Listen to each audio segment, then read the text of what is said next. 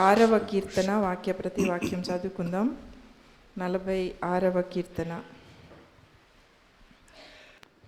దేవుడు మనకు ఆశ్రయమును దుర్గమునయున్నాడు, ఆపత్కాలములో ఆయన నమ్ముకొనదగిన సహాయకుడు.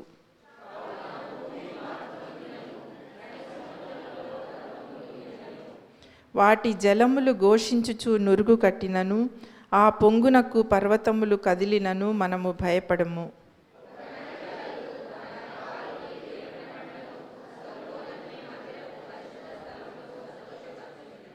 దేవుడు ఆ పట్టణంలో ఉన్నాడు, దానికి చలనము లేదు. అరుణోదయమున దేవుడు దానికి సహాయము చేయుచున్నాడు.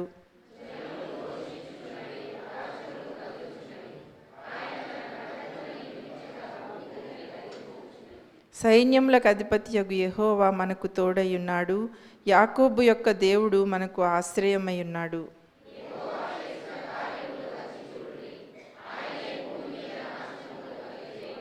ఆయనే భూదిగంతముల వరకు యుద్ధములు మాన్పువాడు, విల్లు విరుచువాడును బల్లెమును తెగనరుకువాడును ఆయనే.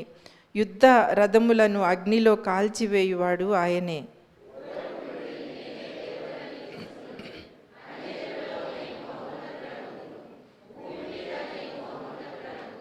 అందరం కలిసి చదువుకుందాం. సైన్యములకు అధిపతియగు యెహోవా మనకు తోడయ్యున్నాడు, యాకోబు యొక్క దేవుడు మనకు ఆశ్రయమై ఉన్నాడు. దయచేసి కూర్చోండి.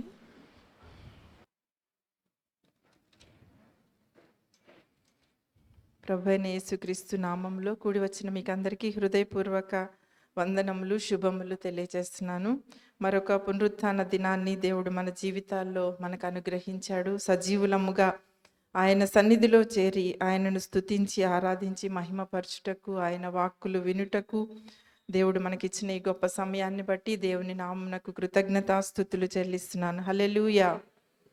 సహజంగా మనుషులమైనటువంటి మనకున్న ఆస్తిపాస్తుల మీద, లేకపోతే మనకున్న ధనం, మనకున్న బంధువర్గం, మనకున్నటువంటి అనేకమైన వాటి మీద ఎంతో కొంత అతిశయిస్తూ ఉంటాం. కానీ ఇక్కడ కోరహు కుమారులు రచించినటువంటి ఈ కీర్తనలో వీరు దేవుని బట్టి అతిశయిస్తూ ఉన్నట్లుగా ఎంతో అద్భుతమైనటువంటి మాటలు, తమ పరిపూర్ణమైనటువంటి నమ్మకాన్ని దేవుని మీద తెలియచేస్తూ వ్రాసినటువంటి ఈ మాటలను బట్టి దేవుని నామమునకు మహిమ కలుగునుగాక. ఈ కీర్తనను నేను 3 భాగాలుగా విభజించి ధ్యానించాను. అదేంటంటే, మొదటి మాట ఆయన శక్తి సామర్థ్యములు కలిగిన దేవుడని, రెండవదిగా ఆయన సమృద్ధి కలుగచేసే దేవుడని, మూడవదిగా ఆయన సంరక్షణనిచ్చే దేవుడని 3 భాగాలుగా ఈ కీర్తనను చాలా క్లుప్తంగా మీ ముందు ఉంచుతాను ఈరోజు. మొదటి మాట ఒకసారి చదువుకుందాం. దేవుడు మనకు ఆశ్రయమును దుర్గమునై ఉన్నాడు, ఆపత్కాలములో ఆయన నమ్ముకొనదగిన సహాయకుడు. ఆశ్రయం, నా ఆశ్రయము, నా దుర్గము, నా కోట, నా శైలము, నా రక్షణ శృంగము, నా బలము అని ఇలాంటి మాటలు కీర్తనల గ్రంథంలో చాలాసార్లు వ్రాయబడ్డాయి. కీర్తనీయులు ఎంతోమంది ఆ మాటల్ని అనేక సార్లు వాడుతూ వచ్చారు వారు రచించినటువంటి కీర్తనలో. అయితే ఇక్కడ దేవుడు మనకు ఆశ్రయమును దుర్గమునై ఉన్నాడు, ఆపత్కాలములో ఆయన నమ్ముకొనదగిన సహాయకుడు అని వ్రాశారు. మన జీవితాల్లో దేవుడు మనకు ఆశ్రయము, దుర్గమై ఉండాలంటేనండి, మొదట మనము ఆయనను ఎరిగిన వారమై ఉండాలి. తర్వాత ఆయన స్వభావమును ఎరిగిన వారమై ఉండాలి. అప్పుడే దేవుడు మనకు ఆశ్రయము, దుర్గమై ఉంటాడు. ఎందుకంటే మనం ఆయనని ఎరగకుండా, ఆయన స్వభావం ఏంటో తెలియకుండా మనం దేవుని ఆశ్రయంగా చేసుకోలేం. ఆయనని మన దుర్గముగా మనం ఉంచుకోలేం. కాబట్టి మనం దేవుని ఎరిగిన వారముగా, ఆయన స్వభావమును ఎరిగిన వారముగా మనం ఉండాలని ప్రభు జ్ఞాపకం చేస్తున్నాడు. ఏంటండి దేవుని స్వభావం? ఆయన ప్రేమామయుడు, కృపగలవాడు, దీర్ఘశాంతము కలవాడు, క్షమించుటకు సిద్ధమైన మనస్సు కలవాడు, మన సహాయకుడు. ఈ విధంగా ఎన్నో మాటలు దేవుని గుణలక్షణాలను గురించి వ్రాయబడ్డాయి. అది ఆయన స్వభావం. ఆయన స్వభావమునకు విరుద్ధంగా అంట దేవుడు ఏదీ చేయడంట. చూడండి ఒకసారి ఆ మాట 2వ తిమోతి పత్రిక 2వ అధ్యాయం 13వ వాక్యంలో ఆ మాట వ్రాయబడింది. 2వ తిమోతి పత్రిక 2వ అధ్యాయం 13వ వాక్యం. మనము నమ్మతగని వారమైనను ఆయన నమ్మదగిన వాడుగా ఉండును, ఆయన తన స్వభావమునకు విరోధముగా ఏదియూ చేయలేడు అని అక్కడ భక్తుడైనటువంటి పౌలు వ్రాస్తూ ఉన్నాడు తిమోతికి. నిజమే, మనము నమ్మదగని వారముగా ఉన్నా మన స్వభావాన్ని బట్టి దేవుడు మారిపోడంట. మనము నమ్మతగని వారముగా ఉన్నా ఆయన నమ్మదగిన దేవుడుగానే మన జీవితాల్లో ఉంటాడని అక్కడ భక్తుడు తెలియచేస్తూ ఉన్నాడు. తన స్వభావమునకు విరోధముగా దేవుడు ఏది చేయలేడంట. చేయడు, చేయలేడు కూడా. అద్భుతమైనటువంటి దేవుని మనం కలిగి ఉన్నాం. ఆయన మాట అవునంటే అవును, కాదంటే కాదు అని పరిశుద్ధ లేఖనం తెలియచేస్తూ ఉంది. అబద్ధం ఆడజాలని దేవుడు అని హెబ్రీ పత్రిక 6వ అధ్యాయం 18వ వాక్యంలో ఉంది. అటువంటి దేవుని కలిగి ఉన్నటువంటి మనం ఆయనను ఎరిగిన వారమై, ఆయన స్వభావమును ఎరిగిన వారమై మనం ఉండాలి. మూడవదిగా మనం చూస్తే ఆయన శక్తి సామర్థ్యములను మనం ఎరిగిన వారమై ఉండాలి. అప్పుడే మన జీవితాల్లో మనం శక్తిని పొందుకోగలుగుతాం. భక్తుడైనటువంటి దావీదు దేవుని శక్తి సామర్థ్యములను బాగా ఎరిగినవాడు. అందుకే ఇశ్రాయేలీలకు దేవుడు తెలుసు, కానీ ఆయన శక్తి సామర్థ్యములను తెలియకపోవటం వల్ల వారందరూ కూడా గొప్ప గొప్ప వీరులుగా ఉన్నవారు సైతం గొలియాతును చూచి తమ తమ గుడారాలలో దాక్కున్నట్లుగా పరిశుద్ధ లేఖనం మనకి తెలియచేస్తూ ఉంది. కానీ దేవుని యొక్క శక్తి సామర్థ్యములను ఎరిగినటువంటి దావీదు గత జీవితంలో దేవుడు తన జీవితంలో ఏదైతే చేశాడో దాన్ని జ్ఞాపకం చేసుకుంటూ అక్కడ గొలియాతు మీదకి తాను యుద్ధానికి బయలుదేరినట్లుగా మనం 1 సమూయేలు గ్రంథంలో చూస్తాం. చాలా అద్భుతమైనటువంటి మాటలు అక్కడ వ్రాయబడ్డాయి. ఒకసారి నేను 2 మాటలు అక్కడి నుంచి చదవాలని ఆశపడుతున్నాను. 1 సమూయేలు గ్రంథము 17వ అధ్యాయం 34వ వాక్యం నుంచి 2 వాక్యాలు చదువుతాను చూడండి.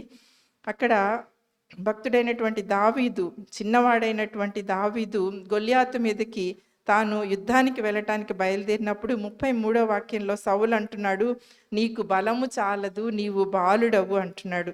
అయితే దావీదు ఏమంటున్నాడంటే 34వ వాక్యంలో, అందుకు దావీదు సౌలుతో ఇట్లా, నేను మీ దాసుడనైన నేను నా తండ్రి యొక్క గొర్రెలను కాయచుండా సింహములను ఎలుకబంటియు వచ్చి మందలో నుండి ఒక గొర్రెపిల్లను ఎత్తుకొని పోవుచుండగా నేను దాని తరిమి చంపి దాని నోటి నుండి నా గొర్రెను విడిపించి తిని, అది నా మీదికి రాగా దాని గడ్డము పట్టుకొని దాన్ని కొట్టి చంపితిని. మీ దాసుడనైన నేను ఆ సింహమును ఎలుకబంటిని చంపితినే. జీవము గల దేవుని సైన్యములను తిరస్కరించిన ఈ సున్నతి లేని ఫిలిష్తీయుడు వాటిలో ఒకదాని వలె అగుననియు. 37వ వాక్యం చదువుతున్నాను. ఇది చాలా చాలా ప్రాముఖ్యమైనటువంటి మాట. సింహము యొక్క బలము నుండి, ఎలుకబంటి యొక్క బలము నుండి నన్ను రక్షించిన యెహోవా ఈ ఫిలిష్తీని చేతిలో నుండి కూడా నన్ను విడిపించునని చెప్పెను. అందుకు సౌలు, పొమ్ము, యెహోవా నీకు తోడుగా ఉండునుగాక అని దావీదుతో అనెను. ఎంత గొప్ప మాటలు కదా! భక్తుడైనటువంటి దావీదు దేవుని శక్తి సామర్థ్యములను ఎరిగిన వాడుగా మనకి ఇక్కడ కనిపిస్తున్నాడు.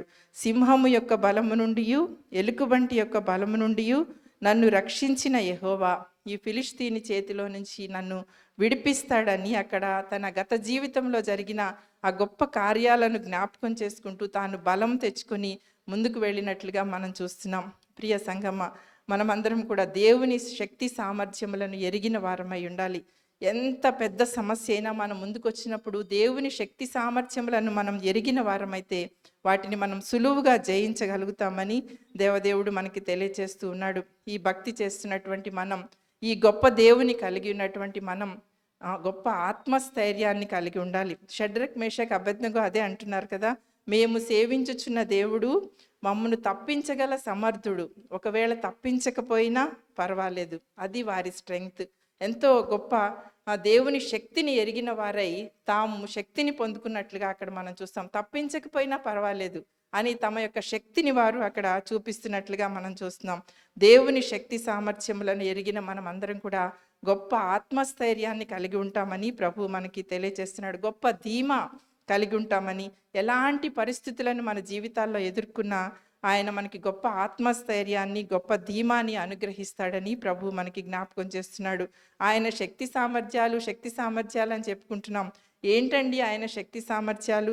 అది ఎవరి మీదో యుద్ధం చేయటానికో, లేకపోతే ఎవరినో అణిచేయటానికో, ఎవరినో తిట్టటానికో, ఎవరినో కొట్టటానికో కాదు. కానీ దేవుని యొక్క శక్తి సామర్థ్యములు ఏంటో తెలుసా మీకు అందరికీ? ఎంతో అద్భుతమైనవి దేవుడిచ్చే శక్తి సామర్థ్యములు. అవేంటంటే ఇతరులను ప్రేమించటానికి శక్తి, ఇతరులను క్షమించటానికి శక్తి, శత్రువుని సహితం ప్రేమించే శక్తి, మనల్ని మనం తగ్గించుకొని ఉండటానికి శక్తి, అంతేకాకుండా కోపాన్ని అణుచుకోవటానికి కావలసినటువంటి శక్తి. ఇలాంటి శక్తి సామర్థ్యములను దేవుడు మనకి అనుగ్రహిస్తానని వాగ్దానం చేస్తున్నాడు. ఎడాపెడా ఉండడానికి శక్తి అవసరం లేదండి. నోటికొచ్చినట్టు మాట్లాడటానికి శక్తి అవసరం లేదు. మనల్ని మనం అదుపు చేసుకోవటానికి శక్తి కావాలి. మనం ఇంద్రియ నిగ్రహం కలిగి ఉండటానికి శక్తి కావాలి. అది దేవుడు అనుగ్రహించే శక్తి. అవమానపరచటానికి శక్తి అక్కర్లేదు, కానీ అవమానాన్ని భరించటానికి మనకి శక్తి కావాలి. అది దేవుడు అనుగ్రహించే శక్తి అని ఈ ఉదయకాల సమయంలో ప్రభు మనకి జ్ఞాపకం చేస్తున్నాడు.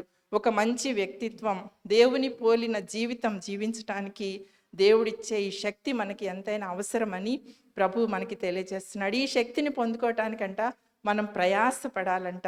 1 కొరింథీ పత్రిక 14వ అధ్యాయం 1వ వాక్యంలో ఉంటుంది, ప్రేమ కలిగి ఉండుటకు ప్రయాసపడుడి అని వ్రాయబడింది. ఎంత ఈజీ అనుకుంటాం మనం ప్రేమించటం. ప్రేమ కలిగి ఉండటానికంట ప్రయాసపడాలంట. అంతేకాకుండా సమాధానమును వెదకి దాని వెంటాడుడి అని ఉంది. ఇవన్నీ చాలా కష్టమైన పనులు. ఇవి చేయటానికి దేవుడిచ్చే ఈ శక్తి, ఈ సామర్థ్యం మనకు అవసరమని ఈ ఉదయకాల సమయంలో ప్రభువు మనకి జ్ఞాపకం చేస్తున్నాడు. 2వ వాక్యం చదువుతున్నాను. కావున భూమి మార్పు నొందినను, నడి సముద్రములలో పర్వతములు మునిగినను, వాటి జలములు ఘోషించుచు నురుగు కట్టినను, ఆ పొంగునకు పర్వతములు కదిలినను మనము భయపడము. ఎన్ని విపత్కర పరిస్థితులు చూడండి. ఇక్కడ ఈ మాటలన్నీ వ్రాస్తూ ఒక మనిషి ఎదుర్కొనే సమస్య యొక్క తీవ్రతను ఈ మాటలు మనకి తెలియజేస్తూ ఉన్నాయి. చాలా భయంకరమైనటువంటి పరిస్థితి. భూమి మార్పు నొందిన, నడి సముద్రంలో పర్వతాలు మునిగిన, వాటి జలములు ఘోషించుచు నురుగు కట్టిన, ఆ పొంగునకు పర్వతములు కదిలిన. అంటే ఒక మనిషి ఎదుర్కొనే ఇంకా పీక్స్లో ఉండే కష్టం అన్నమాట. ఇంకా అంతకు మించినటువంటి కష్టం ఉండదు. అలాంటి పరిస్థితిని వివరిస్తూ ఇక్కడ భక్తుడి మాటలు వ్రాస్తూ ఉన్నాడు. అలా ఉన్నా కానీ అంట కింద మాట ఏమని రాశాడు, మనము భయపడము అని రాశాడు. నిజమే, మన జీవితాల్లో దేవుని శక్తి సామర్థ్యములను మనం కలిగి ఉన్నట్లయితే, దేవుని ఎరిగి ఉన్నట్లయితే, ఆయన స్వభావమును ఎరిగి ఉన్నట్లయితే, మన జీవితాల్లో ఎలాంటి పరిస్థితినైనా ఎదుర్కోవటానికి దేవుడు మనకి సహాయం చేస్తానని వాగ్దానిస్తున్నాడు. ఆయన చెప్పాడు కదా, దేవుడు మనకు శక్తియు, ప్రేమయు, ఇంద్రియ నిగ్రహము గల ఆత్మనిచ్చనే కానీ పిరికితనము గల ఆత్మనివ్వలేదు. అందుకే ఇక్కడ రాస్తున్నాడు, మనము భయపడము. 2వదిగా మనం చూస్తే దేవుడిచ్చే సమృద్ధి. 4-5 వాక్యాలు చదువుతున్నాను. ఒక నది కలదు, దాని కాలువలు దేవుని పట్టణమును, సర్వోన్నతుని మందిరపు పరిశుద్ధ స్థలమును సంతోషపరచుచున్నవి. దేవుడు ఆ పట్టణంలో ఉన్నాడు, దానికి చలనము లేదు. అరుణోదయమున దేవుడు దానికి సహాయము చేయుచున్నాడు అని భక్తుడు వ్రాస్తూ ఉన్నాడు. ఇక్కడ సహజంగానే ఏదైనా ఒక పట్టణం దాని చుట్టూ నదులు ప్రవహిస్తే కనుక చాలా సస్యశ్యామలంగా ఉంటుంది. గోదావరి జిల్లా అటువైపు వెళ్తే ఎక్కడ చూసినా కాలువలు, ఎక్కడ చూసినా నదులు ప్రవహిస్తూ ఉంటాయి. ఎక్కడ చూసినా పచ్చగా చాలా సర్వ సమృద్ధితో మనకి కనిపిస్తూ ఉంటుంది. కానీ యెరూషలేములో చూస్తేనంటండి ఏ నదులు లేవు తెలుసా మీకు. అక్కడ ఆ నదులను సృష్టించినటువంటి దేవుడే ఆ పట్టణం విషయంలో దాన్ని కాపాడుతూ ఉన్నాడు, దాన్ని సంరక్షిస్తూ ఉన్నాడు. కనుక యెరూషలేం పట్టణం చాలా సర్వ సమృద్ధితో ఉందంట. నేను ఒక పుస్తకంలో చదివాను, యెరూషలేము గురించి, ఇశ్రాయేల్ దేశం గురించి ఎన్నో అద్భుతమైనటువంటి మాటలు రాయబడ్డాయి. అదంట టెక్నాలజీలో టాప్ అంట, అగ్రికల్చర్లో టాప్ అంట, ఇంకా బెస్ట్ ఫ్రూట్స్ని ప్రొడ్యూస్ చేసేది ఏంటంటే ఇశ్రాయేల్ దేశం అంట. ఇంకా మిలిటరీ వ్యవస్థకు సంబంధించినటువంటి భద్రతా సిబ్బంది, ఇంటెలిజెన్స్ అంటారు కదా, దాంట్లో కూడా టాప్ అంట. ఇంకా ఈ మధ్యకాలంలో గాలిలో నుంచి నీళ్లు తయారు చేసే ఒక గొప్ప టెక్నాలజీని వారు కనిపెట్టారని నేను అది చదివాను. అంతేకాకుండా డ్రిప్ ఇరిగేషన్ నేర్పించింది కూడా ఇశ్రాయేల్ దేశమే. ఇలాంటి గొప్ప గొప్ప పనులు చేస్తూ ఒక టాప్ పొజిషన్లో ఉన్నట్లుగా మనందరికీ తెలుసు. ఒక మాటలో చెప్పాలంటే దేవుని కలిగి ఉన్న వారి జీవితాల్లో ఎంతో సమృద్ధి ఉంటుంది, సర్వ సమృద్ధి ఉంటుందని ప్రభు మనకి తెలియజేస్తూ ఉన్నాడు. ఇక్కడ రాసింది కదా, దేవుడు ఆ పట్టణంలో ఉన్నాడు, అందుకే దానికి సర్వ సమృద్ధి. మన జీవితాల్లో దేవుడు ఉంటేనండి, మన పట్టణాల్లో దేవుడు ఉంటే, మన ఇళ్లల్లో దేవుడు ఉంటే మనకు సర్వ సమృద్ధి అని ప్రభు ఈ మాటల ద్వారా మనకి తెలియజేస్తూ ఉన్నాడు. దేవుడు మన జీవితాల్లో ఉంటే సమృద్ధి ఉంటుంది, సంతోషం ఉంటుంది, సమాధానం ఉంటుంది, అన్ని విధములైన దీవెన ఆశీర్వాదాలు మన సొంతమని దేవదేవుడు జ్ఞాపకం చేస్తున్నాడు. 3వదిగా మొదటిగా ఆయన శక్తి సామర్థ్యములు కలిగిన వాడు, రెండవదిగా ఆయన సమృద్ధిని కలుగచేసే దేవుడు, మూడవదిగా ఆయన సంరక్షణనిచ్చే దేవుడు. ఎంత మంచి దేవుడు మన దేవుడు. 8 నుంచి మనం చూసినట్లయితే, యెహోవా చేసిన కార్యములను వచ్చి చూడుడి అని అక్కడ వ్రాస్తూ ఉన్నాడు. దేవుడు చేసినటువంటి కార్యములు, ఆయన శక్తి సామర్థ్యములను కలుగచేసే దేవుడు, ఇంకా సంరక్షణనిచ్చే దేవుడు, ఇంకా సర్వ సమృద్ధి కలుగచేసే దేవుడు అని చెప్తూ 9వ వాక్యంలో ఆయన సంరక్షణ ఎలా ఉంటుందో తెలియజేస్తున్నాడు. ఆయనే భూదిగంతముల వరకు యుద్ధములు మాన్పువాడు, విల్లు విరుచువాడును బల్లెమును తెగనరుకువాడును ఆయనే, యుద్ధ రథములను అగ్నిలో కాల్చివేయువాడు ఆయనే. ఎంత గొప్ప దేవుడు మన దేవుడు. మన జీవితాల్లో ఎదుర్కొనే సమస్యల నుంచి మనల్ని ఎలా సంరక్షిస్తాడో ఇక్కడ యుద్ధములు మాన్పువాడు, విల్లు విరుచువాడు, బల్లెమును తెగనరుకువాడు, యుద్ధ రథములను అగ్నిలో కాల్చివేయువాడు. ఆయన అనుగ్రహించే సంరక్షణను గురించి భక్తుడు ఎంతో స్పష్టంగా ఇక్కడ వ్రాస్తూ ఉన్నాడు. చివరి మాట మనం చూస్తే, సైన్యములకు అధిపతి యొక్క యెహోవా మనకు తోడై ఉన్నాడు, యాకోబు యొక్క దేవుడు మనకు ఆశ్రయమై ఉన్నాడు. ఈ 3 మాటలు మనం జ్ఞాపకం ఉంచుకోవాలి. దేవుడు శక్తి సామర్థ్యములు కలిగిన దేవుడు, రెండవదిగా ఆయన సర్వ సమృద్ధిని కలుగచేసే దేవుడు, మూడవదిగా ఆయన మన జీవితాలకు సంరక్షణనిచ్చే దేవుడని ఈ కీర్తన ద్వారా మనకి అర్థమవుతుంది. ఇదే కీర్తనని పాట రూపంలో పాడుకోవాలని నిన్న సాయంత్రం వచ్చి పిల్లలు ప్రిపేర్ అయ్యారు. దయచేసి ముందుకు వచ్చినట్లయితే ఇదే కీర్తనని మనం పాట రూపంలో పాడి ప్రభు నామమును ఘనపరుద్దాం. ఒకవేళ పాట పాడుతున్నట్లయితే ఆ సమయంలో మనం ప్రభు సన్నిధి తీసుకొచ్చినటువంటి మన అర్పణలను కూడా ప్రభుకి ఇద్దాం, దేవుని కనపరచడానికి. అనంతరం ముందున కార్యక్రమంలోనికి వెళ్దాం. స్తోత్రం. దేవుడు మనకు ఆశ్రయమును దుర్గమునై ఉన్నాడు, ఆపత్కాలములో ఆయన నమ్ముకొనదగిన సహాయకుడు. పాట మనం పాడుకుందాం అందరం. మీకు అందరికీ వచ్చిన పాట, చాలా పాత పాట, ఆంధ్ర క్రైస్తవ కీర్తన. అందరూ కలిసి పాడాలని మనవి చేస్తున్నాను.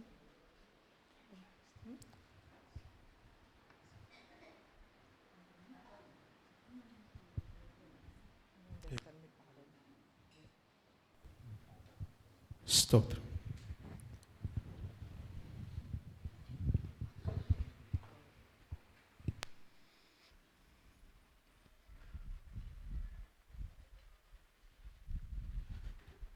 అందరికి వచ్చిన పాటని కలిసి పాడి ముందు కొనసాగుదాం. ప్రభు సన్నిధికి తీసుకొచ్చినటువంటి మన అర్పణలు ప్రభుకి అర్పించుకుందాం.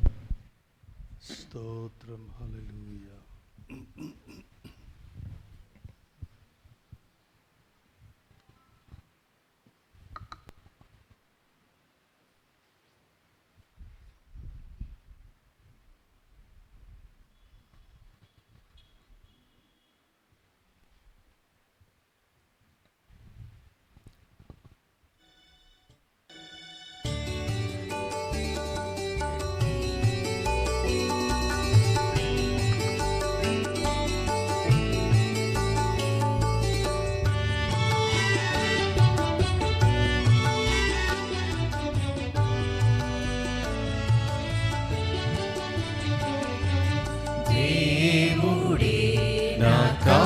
ఆశ్రయంబు దివ్యమైన దుర్గము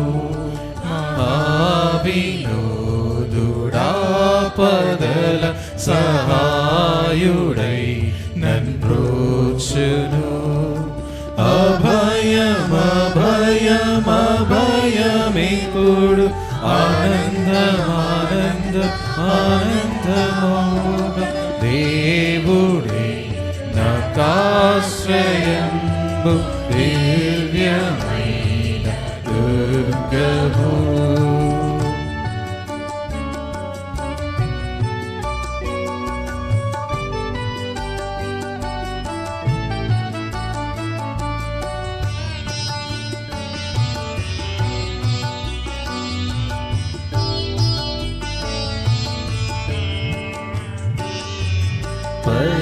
పర్వతములు కదిలినా నీయూర్వి మారుపడినను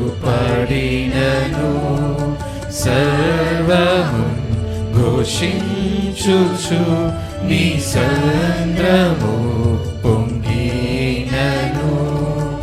అభయ అభయమభయమభయమిప్పుడు ఆనందమానందమానందమోగా దేవుడే నాకాశ్రయంబు దివ్యమైన దుర్గము.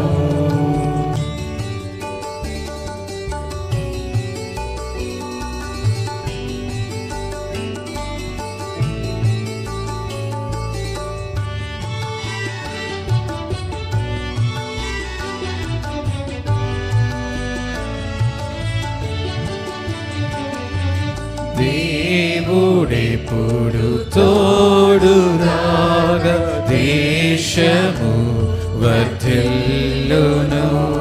అతావునందు ప్రజలు మిగుల ధన్యులై వసింతురు.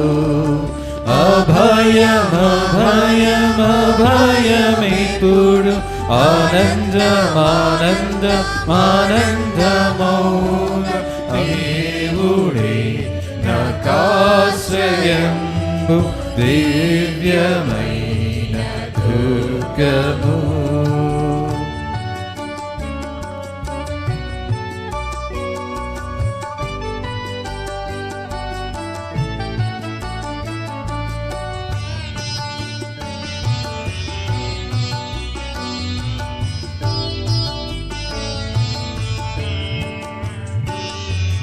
రాజ్యముల్ కంపించిన భూరాష్ట్రముల్ ఘోషించిన పూజ్యుండవు యెహోవా వైరి భూని సంహరించును. అభయమభయమభయమిప్పుడు ఆనందమానందమానందమౌగా దేవుడే నాకాశ్రయంబు దివ్యమైన దుర్గము.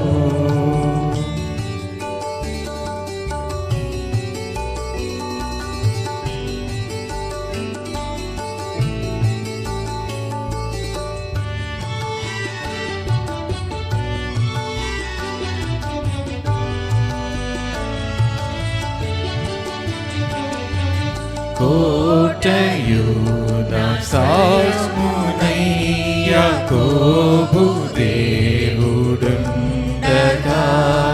ఏటికింక వేరవలయు నెప్పుడు నాకు పండుగా. అభయమభయమభయమిప్పుడు ఆనందమానందమానందమౌగా దేవుడే నాకాశ్రయంబు దివ్యమైన దుర్గము. హల్లెలూయా.